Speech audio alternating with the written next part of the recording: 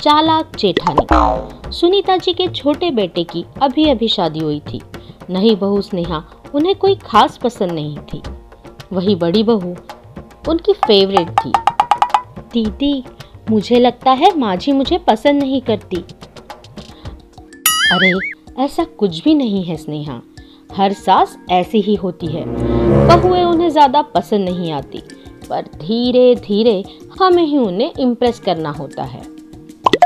ओह, thank God दीदी आप हो मेरे साथ, वरना पता नहीं मेरा क्या हाल होता। तू चिंता मत कर पगली, मैं हूं ना।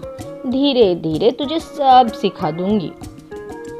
धीरे धीरे दिन बीतते गए और स्नेहा ने सुनीता जी के दिल में अपने लिए जगह बना ली। पर सुनीता जी अपना प्यार जताती ही नहीं थे, हर सास की तरह।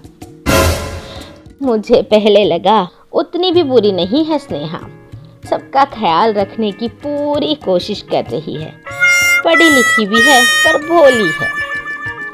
अरे सपना, कल पड़ोस वाली आंटी जी आ रही है, अच्छे से चाय नाश्ता बना देना। ठीक है मम्मी, मैं सब देख लूंगी। दूसरे दिन जब पड़ोसन चाय पर आती है तब स्नेहा ही किचन संभालती है। अरे स्नेहा, तुम ये सब छोड़ो और मम्मी जी और आंटी जी के पास जाकर बैठ जाओ और अच्छे से तैयार होके जाना, उन्हें अच्छा लगेगा। हाँ हाँ दीदी, बस ये सब हो ही गया है। बस ये समोसे और जलेबी प्लेट में रखकर बाहर दे आओ, फिर मैं चली जाऊंगी। अरे पापा, वो सब मैं देख लूंगी, तुम जाकर तैयार हो जाओ। ओह दीदी, अब कितनी अच्छी है, मेरा कितना ख्याल रखती है।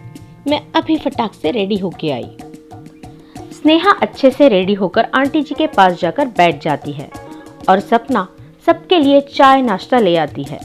वो पड़ोसन ये सब देखती है और सोचती है कि हाय राम, ये नई बहू तो आके तैयार होके बैठ गई, सब काम तो बड़ी बहू ही कर रही है, बेचारी। अरे क्या सोच रही हो बहन, लीजिए नाश्ता कर लीजिए। थोड़ी देर बातें करके वो वहां से निकल जाती है। कैसा लगा स्नेहा आंटी जी से बात करके? अच्छा तो लगा दीदी, पर पता नहीं क्यों वो मुझे बड़े ही अजीब ढंग से घूर जा रही थी। अरे तू उनकी तरफ ध्यान मत दे, औरतें ऐसी ही होती है। नई बहू आते ही उनकी स्कैनिंग शुरू कर देती है, इसलिए तो मैंने तुझे तैयार होने के लिए बोला था। स्नेहा सपना को अपनी बड़ी बहन मानने लगी थी। जो सपना कहती स्नेहा ठीक वैसे ही करती। स्नेहा, तुमने आज ये खाना क्यों बनाया? ये मुझे नहीं चलता, मुझे इस चीज से मना किया गया है। जी मम्मी, वो मुझे दीदी ने कहा था, मुझे तो ये सब पता ही नहीं था। कमाल है बेटा, वो क्यों तुमसे कहने लगी? उसे पता है मुझे क्या चलता है और क्या नहीं। गलती हो गई तो मान लिया कर स्नेहा। स्नेहा को सुनकर बुरा लगता है, पर वो कुछ नहीं बोलती। क्या बात है स्नेहा, चेहरा क्यों उतरा हुआ है? स्नेहा सपना को पूरी बात बताती है। ओहो, मम्मी जी भी ना आजकल बड़ी भुलक्कड़ हो गई है। उन्होंने खुद मुझे कहा था वो सब बनाने को, और देखो भूल भी गई और तुम्हें डांट दिया। तुम बुरा मत मानना, उनकी उम्र हो गई है। नहीं नहीं दीदी, मैं समझ गई, मैंने बुरा नहीं माना। कुछ दिनों में सुनीता जी फिर से स्नेहा पर चिल्लाती है। यह क्या स्नेहा, मेरे भगवान के कपड़े क्यों धोए? क्या तुम्हें पता नहीं मुझे पसंद नहीं कोई इन्हें हाथ लगाए तो? वो माँ जी, दीदी ने कहा था। फिर से अपनी गलती उस पर डाल रही हो। उसे पता है मेरे पूजा के सामान को कोई हाथ लगाए वो मुझे पसंद नहीं। माफ कर दीजिए मम्मी जी, आगे से ध्यान रखूंगी। क्या हुआ स्नेहा, तुम्हारा मूड क्यों खराब है? वो दीदी, आज फिर से मम्मी जी गुस्सा हो गई। छोड़ो भी स्नेहा, जाने दो उनको, कहीं का गुस्सा कहीं और निकाल रही होगी। ऐसे ही दिन बीत रहे थे कि एक दिन सुनीता जी की बहन उनके घर रहने आई। क्या कर रही हो स्नेहा? दीदी खाना बन चुका है, बस टेबल पर लगा रही हूँ। मम्मी और मासी जी आते ही होंगे। तू अपना हुलिया तो देख, जाके अपना हुलिया ठीक कर ले, वरना मासी की चांद सामने अच्छा नहीं लगेगा। खाना टेबल पर मैं लगा देती हूँ। ओके दीदी, मैं बस अब भी आई फ्रेश होके।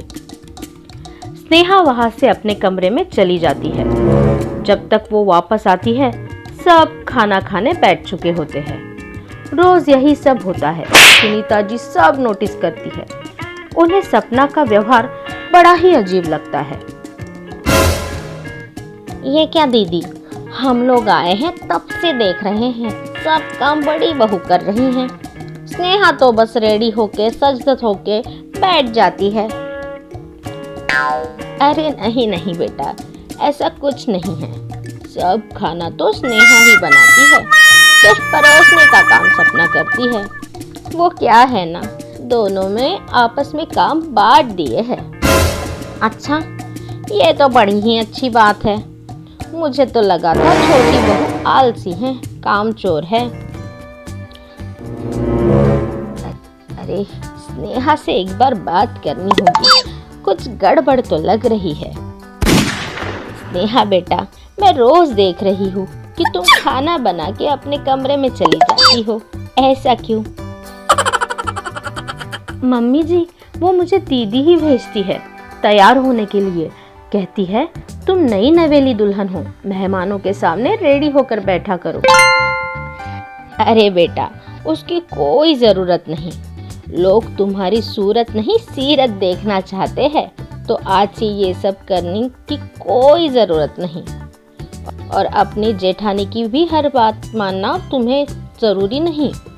इन हरकतों से वो सबके नजर में अच्छी और तुम बुरी बन रही हो। नहीं मम्मी, दीदी तो ऐसी नहीं है, वो मेरा बुरा क्यों सोचेगी? तो बहुत ही भोली है बेटा, और वो बहुत चालाक। उसकी इसी चालाकी की वजह से घर में आने वाले सारे मेहमान उसी की तारीफ कर रहे हैं और तुम्हें कामचोर आलसी समझ रहे हैं। जेठानी की चालाकी समझ स्नेहा हैरान हो गई और उसने ठान लिया कि अब वो सपना के इशारों पे नहीं नाचेगी और खुद का दिमाग यूज करेगी। क्या दीदी, मैंने तो आपको अपनी बड़ी बहन मान लिया था, पर आप तो चालाक जेठानी निकली। खैर, अब मैं आपकी चालाकी खूब समझने लगी हूँ। अब इसका जवाब भी मैं प्यार से दूंगी।